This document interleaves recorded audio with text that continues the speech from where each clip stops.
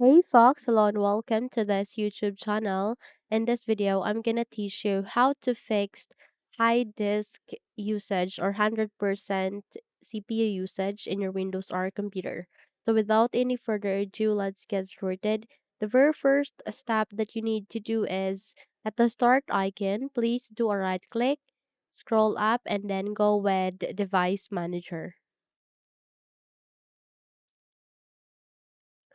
Once the device manager is being opened, you need to expand it first and proceed for an option called System Devices, which is being placed at the second to the last. Click this forward arrow and look for an option called High Precision Event Timer. Now, this is one of the factor why you have the 100% CPU usage. And in order to stop the 100% usage in order to fix such, you just have to do a right click, go with disable device, click on yes to confirm your action. Okay, once done, proceed on the second step. Our second method would be here at the start icon again. Please do a right click, and this time you need to go with your task manager. Okay, here at the task manager, please expand it first and proceed to the left side of it and look for an option called Start Up Apps. Click on it, and the moment you have the click on it, you would be able to see all the applications that is present in your startup. Now here's the catch. You need to disable those unwanted or unnecessary applications that you don't actually need here in your Windows R computer. Just have to change the status into disabled, okay?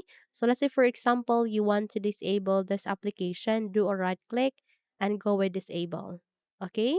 So just have to identify those applications that you don't no longer need that much, okay?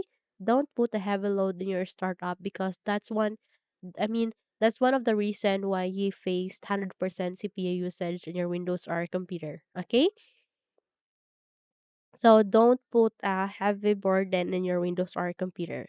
So once you're done with your startup apps, okay, don't worry because even if you disabled the application here, that doesn't mean that you can no longer use that.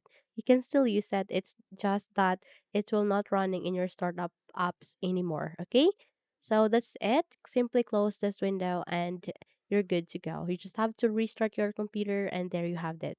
If you think this video helped you a lot, then don't forget to subscribe, hit the like button as well as the bell icon to be updated for more tutorials like this. Thank you for watching this video and have a good day.